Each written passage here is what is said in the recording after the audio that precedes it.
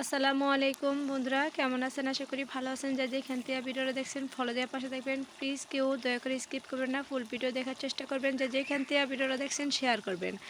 আর দেখুন বন্ধুরা, আজকে আমার বাড়িতে রাজমিস্ত্রি নিয়েছে, তাই আজকে মুরগি রান্না করতেছি, সাথে রুই মাছ ফুলকপি দিয়ে রান্না করব, ভাজি রান্না করব। তো বন্ধুরা, আজকে মূলত আপনাদের সাথে শেয়ার করতেছি যে আজকে আমি আমার বাড়িতে রাজমিস্ত্রি নিয়েছি একটু কাজ করার জন্য। তো বন্ধুরা, আজকে আমি আসলে আপনাদের সাথে একটু শেয়ার করতে আসছি। তো দেখুন বন্ধুরা, আজকে আমি কীভাবে রান্নাটা করতেছি একটু দেখুন প্লিজ। আমি আজকে মুরগিটা বোনা করবো, ঠিক আছে?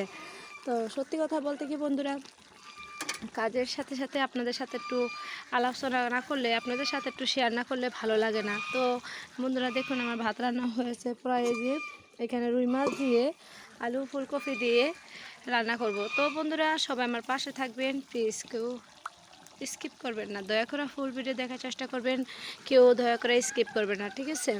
আমার রেসিপিটা যদি আপনাদের ভালো লাগে প্লিজ দয়া করে ফুল দেখার চেষ্টা করবেন, দয়া করে স্কিপ করবেন না। আর দেখুন, আমি আজকে আপনাদের সাথে মুরগিটা কিভাবে ভুনা করতেছি শুধু দেখাবো। এখানে কোনো পানি দেব না, ঠিক আছে? শুধু এটাকে শুধু এই যে তেল দিয়েই ভাজা হচ্ছে, এখানে কোনো আপনার পানি হবে না। এই মুরগিটা আমি এভাবে পুরা ভুনা করব, কালা ভুনা করব, ঠিক আছে? আমি সব সময়ই মুরগি যখন ভুনা করি, কালা ভুনা করতে পছন্দ করি, ঠিক আছে? আপনাদেরকে দেখাইতে পারি নাই কীভাবে বাটা মরিচ দিয়ে রান্নাটা করতেছি, ঠিক আছে? আমাদের ঘরোয়া পদ্ধতিতে আমি রান্নাটা করি।